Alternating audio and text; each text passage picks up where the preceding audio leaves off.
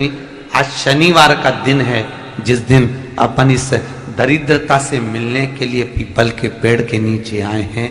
हिंदू धर्म में ये दिन पीपल के वृक्ष के लिए पूजनीय होगा। जो भी शनिवार के दिन पीपल के वृक्ष की पूजन करेगा, दूध चढ़ाएगा या मिष्ठान का भोग लगाएगा, लक्ष्मी और नारायण उसके घर में प्रवेश कर जाएगा।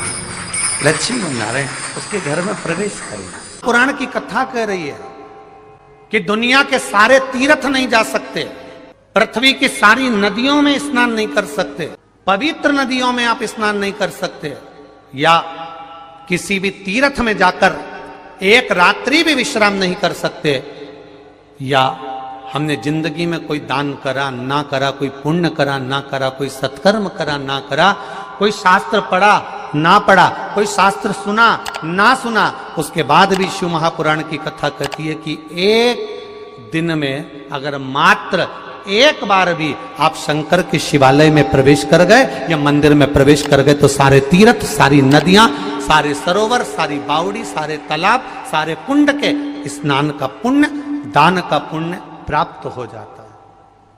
केवल शिव तत्व को प्राप्त कर लेने। शिव महापुराण की कथा कह रही है कि घर में जो दिया होता है वो दीपक भी कोई साधारण नहीं होता, उस दीपक की भी महत्वता है, उस दीपक का भी वर्णन है। महाराज एक बात और बहुत अच्छे से सुनिएगा, शायद आपकी जिंदगी को सवार हो, शायद आपके जीवन को सवार हो। मेरी जीजियों, मेरे जीजाओं, मेरी बेटियों, बेटाओं, कभी मौका लगे शंकर भगवान के शिवलिंग के पास में आप बैठे हैं। यहां तक शास्त्र कहता है कि घर में अगर किसी को बहुत तेज बुखार आ गया है, बहुत तेज बुखार, और बच्चा उस बुखार में तप रहा है, बहुत तप रहा है, महाराज तुम जिस दिए में भगवान की आरती उतारते हो, जिस दिए से तुम भगवान की पूजन करते हो, कभी मौका लगे और आप पूजन करने के लिए गए,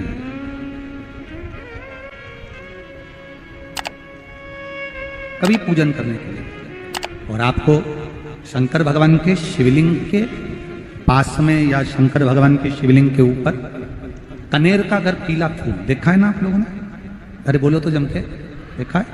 कनेर का यदि पीला फूल शिवलिंग के आसपास में या शंकर भगवान के ऊपर कहीं रखा हुआ भी दिख जाए, विषम परिस्थिति हो, बहुत हिम्मत ना हारते हो, तभी भगवान अकेले में एकांत में आप पहुंचे उनके पूजन के लिए। कनेर का पुष्प वहां रखा है, चाहे वो जलाधारी पर रखा हो, चाहे वो शिवलिंग के पास में रखा हो, शिवलिंग पर रखा हो, उस कनेर के पुष्प को अगर आप 5 जगह का स्पर्श कराकर अपने हृदय की बात कहकर वापिस महादेव को समर्पित कर देते हो तो भी मेरा महादेव तुम्हारे दुख का निवारण कर देगा। अब वो 5 स्थान, वो 5 स्थान, पहला गणेश जी, गणेश जी का जो स्थान होता है वह जगह, दूसरा षडानंद कार्तिक, तीसरा अशोक सुंदरी वाला स्थान, चौथा जलाधारी जो ऊपर से बूंद बूंद जल नीचे गिरा रही है, जया, विषहरा, शामली बारी, दौतली, देव, शंकर जी की 5 बेटियों का, और 5वें नंबर का है शंकर भगवान के, जो कैसे वर्णन किया जाए, त्रिशूल के 3 भाग होते हैं। करें दर्शन आप लोगों ने, ये से सामने त्रिशूल लगा है, इस त्रिशूल के ऊपर देखेंगे तो 3 भाग दिख रहे हैं, नजर आ रहे हैं सबको? त्रिशूल का जो 3 भाग होता है, उस 3 भाग का जहां ज्वाइंट होता है, जहां मिलता है, एक जगह पर देखो तीनों भाग एक जगह पर मिले हुए, 3 भाग का जहां मिलन होता है, 5वां स्थान, ये 5वां स्थान, यहां पर स्पर्श कराकर शिवलिंग पर अपनी कामना कर श्री शिवाय नमस्तुभ्यम कहकर बाबा से अपने मन की बात कहकर जो समर्पित कर देता है, हम 3 महीना भी नहीं कहेंगे, हम तो कहेंगे अगर ज्यादा दुख है 3 दिन इंतजार करना, मेरा बाबा उस दुख को मिटाएगा। 3 महीना बहुत दूर, पर करना है दिल से। और कई तरह के दीपक होते हैं, दीपक का भी विधान वर्णन किया गया, उस दिए का भी वर्णन किया गया। यहां तक शास्त्र कहता है कि घर में अगर किसी को बहुत तेज बुखार आ गया है, बहुत तेज बुखार, और बच्चा उस बुखार में तप रहा है, बहुत तप रहा है, मारा, तुम जिस दिए में भगवान की आरती उतारते हो, जिस दिए से तुम भगवान की पूजन करते हो, उस दिए की बत्ती को नीचे डाल दीजिए और उस दिए को पानी की बाल्टी में धो दीजिए। कौन सी बाल्टी में? जिस बाल्टी के पानी से आप बच्चे को स्नान करा सको। मारा, केवल भगवान पर से ले जाकर, पास में से ले जाकर उस बाल्टी में थोड़ी देर डाल दो और उस बाल्टी के पानी से उस बच्चे को स्नान करा दीजिए। 15 से 20 मिनट, आधा घंटा लगेगा बच्चे का। बड़ी बेचैन दिख रही हो तुम, क्या बात है? पार्वती जी कहती है, देवव्रत, कश्मीर प्रदेश का एक भक्त देवव्रत बेलपत्री के वृक्ष के नीचे बैठकर आपका मंत्र जाप कर रहा। मैं आपको जगाना नहीं चाहती थी, पर बेलपत्री के वृक्ष के नीचे लक्ष्मी झाड़ू लगाती है, सरस्वती वीणा बजाती है, इंद्राणी उस बेलपत्री के वृक्ष के नीचे जल का सिंचन करती है, 33 कोटि देवी देवता उस बेलपत्री के वृक्ष की जड़ में विराजमान होते हैं।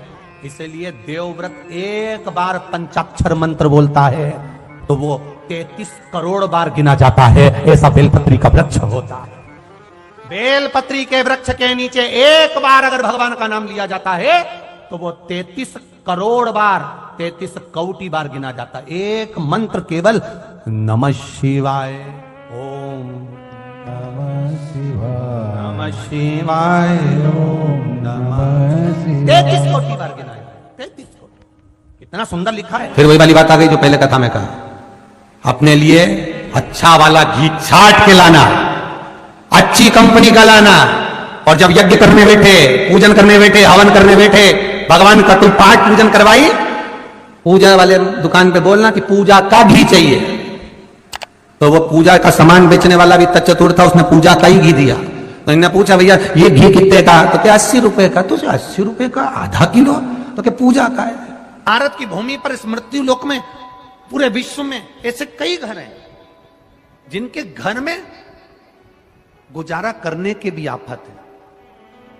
पहनने के कपड़े नहीं, किसी के यहां पर भोजन नहीं, किसी के यहां जमीन नहीं, किसी के यहां दुकान नहीं, कोई कोई पूरी जिंदगी किराए के मकान में निकाल देता है। नहीं है। मेरा एक निवेदन है, इस कथा को जितने छत्रपति संभाजी नगर के श्रोता भाई बहन श्रवण कर रहे हैं उनसे निवेदन करूंगा, आप हाथ का ठेला लगा रहे हो, सब्जी का ठेला लगा रहे हो, फल का ठेला लगा रहे हो, धक्के की जिंदगी जी रहे हो, दरवाजे पर बैठे हो, कहीं ना कहीं तुम दास्य भाव की जिंदगी जी रहे हो, तकलीफ में जिंदगी जी रहे हो, बहुत दुख की जिंदगी जी रहे हो, बहुत कष्ट की जिंदगी जी रहे हो, उनसे केवल निवेदन करूंगा, 3 महीने 2 जगह पर जल चढ़ाना प्रारंभ कर दीजिए, केवल 3 महीने। एक शंकर भगवान के शिवलिंग पर, दूसरा बेलपत्री के पेड़ के नीचे। 2 जगह पर जल चढ़ाना 3 महीने लगातार चालू कर दो, बाबा तुम्हारा हाथ पकड़कर तुम्हें उन्नति की सीढ़ी पर चढ़ा देगा। हमें कोई चमत्कार करना नहीं आता, और ना हम कोई तंत्र विद्या या मंत्र विद्या जानते हैं, ना हमारे पास में बेल है, ना हमारे पास में भभूति है, हमारे पास में तो केवल शिव का नाम है। आप श्री शिवाय नमस्तुभ्यम बोलो, ओम नमः शिवाय बोलो, नमः शिवाय बोलो, चाहे महामृत्युंजय मंत्र बोलो, उसका स्मरण करते करते भगवान शंकर के शिवलिंग पर जल, और उसी पात्र में जो जल तुमने शंकर जी को चढ़ाया है उसमें से बचा हुआ थोड़ा सा जल बेलपत्री के पेड़ के नीचे चढ़ाना प्रारंभ कर दो। अलग से बेलपत्री के पेड़ के नीचे चढ़ाने के लिए अलग से लोटा भर के जल जरूरत नहीं पड़ेगी। जो तुमने शिव जी को जल चढ़ाया, जो तुमने देवाधिदेव महादेव को जल चढ़ाया, बस उसी पात्र का जल शंकर जी को चढ़ाओ, उसमें से बचा हुआ थोड़ा सा जल बेलपत्री के वृक्ष के नीचे चढ़ाना प्रारंभ करना। कौन सा बेलपत्री का वृक्ष? जिसकी छाया आपके ऊपर आ रही हो। शिव महापुराण बड़ी सुंदर बात कहता है, ध्यान दीजिएगा। जिस बेलपत्री का पौधा तुम्हारे सिर का, और ये दोनों हाथ ऊपर कर लो, अपन खड़े हुए और खड़े होकर दोनों हाथ ऊपर करे, इतना बड़ा बेलपत्री का पौधा है, उस बेलपत्री के पौधे की पत्ती को कभी तोड़कर शंकर जी को नहीं चढ़ाना चाहिए। ध्यान रखना, कितना बड़ा पौधा। आप खड़े हो जाओ और खड़े होने के बाद आपका हाथ ऊंचा कर लेना। इतना बड़ा पौधा है, उस पौधे की पत्ती बेलपत्री को तोड़कर शंकर भगवान को कभी नहीं चढ़ाना। शंकर भगवान को उस बेलपत्री को, उस वृक्ष की पत्ती को तोड़ना चाहिए जो वृक्ष तुम्हारे हाथ से थोड़ा सा ऊंचा हो, जिसके लिए तुम्हें हाथ और ऊंचा करना पड़ रहा हो। जैसे एक बच्चा अपनी मां की गोद में बैठने के लिए दोनों हाथों से उचकता है, आवाज लगाता है, उचकता है, आवाज लगाता है, हाथ ऊपर करता है, तो मां उस बच्चे को गोदी में ले लेती है। उसी तरह उस बेलपत्री के वृक्ष की पत्ती तोड़ना चाहिए जिसने थोड़ी उन्नति कर ली हो, जो थोड़ा ऊंचा हो गया हो। तुम उसको पाने का प्रयास करो तो भगवान भी तुम्हें अपनी गोदी में ले ले। ऐसे वृक्ष की पत्ती तोड़। अब तुम छोटा सा पौधा, बिल्कुल जरा सा पौधा, उसी की पत्ती तोड़कर महादेव को चढ़ाओगे, ये श्रेष्ठता नहीं। यदि बेलपत्री का पेड़ आपके यहाँ है और मान लो कई लोग बेलपत्री गमले में लगाते हैं या छत के ऊपर लगा देते हैं, बेलपत्री का वृक्ष जो होना चाहिए वो घर के ठीक पीछे के भाग में, पीछे के भाग। या बेलपत्री का वृक्ष अगर पीछे नहीं है तो आप अपने घर से जब बाहर निकलते हैं तो राइट हैंड की ओर बेलपत्री का वृक्ष होना चाहिए। आप जब घर से प्रवेश कर रहे हैं, बाहर की ओर निकल, वो सुख का अनुभव करा। यदि घर से निकलते समय बेलपत्री का पेड़ लेफ्ट में अगर आता है, आप जिस घर से निकल रहे हो लेफ्ट में अगर बेलपत्री का पेड़ आता है तो आप 1 रुपए कमाएंगे, 1.25 रुपए खर्च होगा, पैसा हाथ में टिकेगा नहीं। घर में 10 लोग भी कमा रहे हैं तो पैसा घर में दिखेगा नहीं, आएगा जरूर, सारे काम होंगे पर टिकेगा नहीं। यदि लेफ्ट राइट भाग का बेलपत्री सुख का अनुभव। बेलपत्री का वृक्ष घर में लगाओ तो घर के पीछे के हिस्से में लगाना चाहिए, और ऐसी जगह नहीं लगाना कि जहां पर बेलपत्र में गंदा पानी जाए या कोई गंदी वस्तु उसके नीचे पड़े। 33 करोड़ देवी देवता बेलपत्री के पेड़ के नीचे सोमवार के दिन, कोई रविवार के दिन, कोई मंगलवार, कोई बुधवार, कोई गुरुवार, कोई शुक्रवार, कोई शनिवार के दिन बेलपत्री के नीचे आकर 33 करोड़ देवी देवता हो तप करते हैं, साधना करते हैं। बेलपत्री के पेड़ का बड़ा प्रमाण है। एक बेलपत्री ऐसी होती है जो कि शंकर पर अगर चढ़ी हुई है तो वापिस उतार कर धोकर फिर शिव को चढ़ा सकते।